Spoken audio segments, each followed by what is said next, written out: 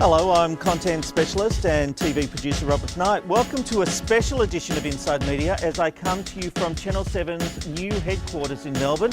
This is a technological revolution. The man who can help tell us about it, John. G'day, Rob. There's a lot of empty desks here at the moment. I'll give it a day or two. Next Monday, we're going to see plenty of action. We're going to have about 80 news staff rolling in here, and that's going to flag the transition from the old premises to this new 2110 fully digital facility. Well, that's the thing. Monday, 7 News will come from this facility for the first time. Absolutely. We've been in full rehearsals, and they've gone very well. Very smooth, high tech. Wait until you see the tech. Let's go in and see the tech. There's a lot of computers, though, to come over, so that will happen over the weekend, won't it, where everything will come from the old broadcast centre. A lot of people would know the broadcast centre because that was Seven's jewel in Melbourne. They had the big 7 out the front of it, but all that stuff has to come here. Absolutely, so there'll be a lift and shift come Saturday, Sunday and early Monday morning. So this will become fully populated, ready to go for the staff. You know, it's hard to believe the broadcast centre was such a new purpose-built facility. And now we have a situation where it's old, it's run down, and we now need to have this new facility a bit closer to the city. It's certainly fit for purpose, and our requirements have certainly changed in the 20 years we've been at BCM. Yeah, well, this is the news control room, and we have 2 control rooms here. So we have sport, and we can see the sport people getting ready and doing some rehearsals here. But what is the difference between this control room and what's at BCM, or is it just a duplication?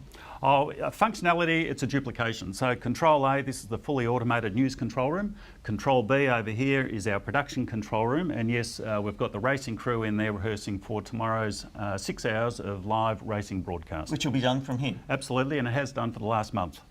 Okay, so let's go into the studio. So you will notice what I found fascinating when I first came in here is the news control room has much fewer desks than the sporting side because there is a lot of automation involved with the news, with the production of news, isn't there? That is totally right. So we've got 4 staff in here in total. Next door we've got 15, and the reason for that is because we're covering multiple horse racing tracks around the country, but we are centralising all of the tech back here.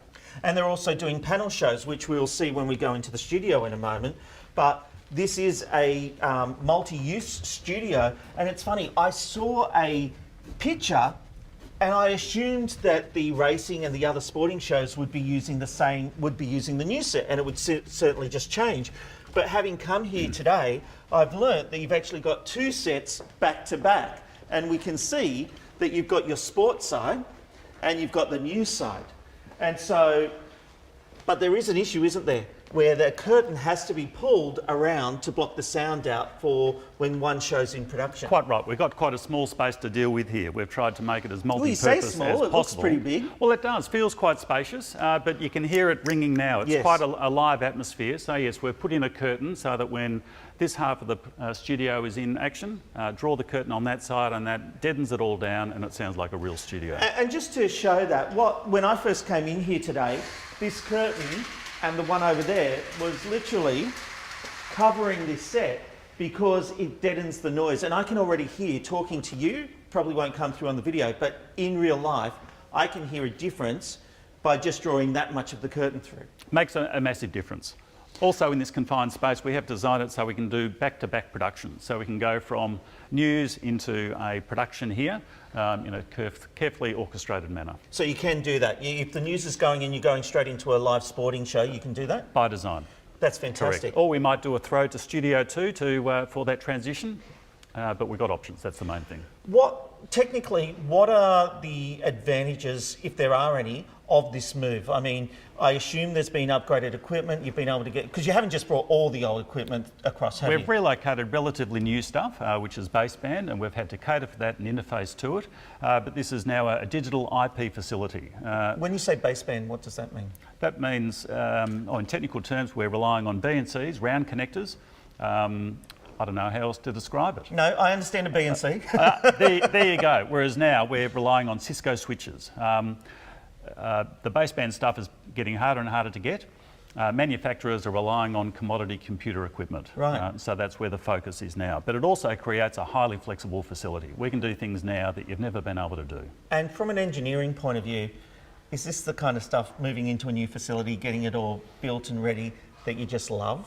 I'll say there's a lot of fun, there's a lot of hard work, there's a lot of stress, but the people who are involved here are so proud of it, I cannot tell you. Yeah, well, one of the things, we were doing some promos in here today with the team, and one of the things that they've noticed is that the space is much bigger now. So you have Beck, when she's not there, you have Beck standing here at the desk, and she feels a lot further away from Mitch. But Jane, like, I'm gonna 1, 2, 3, 4, 5, 6, 6.5 steps away from Mitch, and she said it just feels like an eternity away.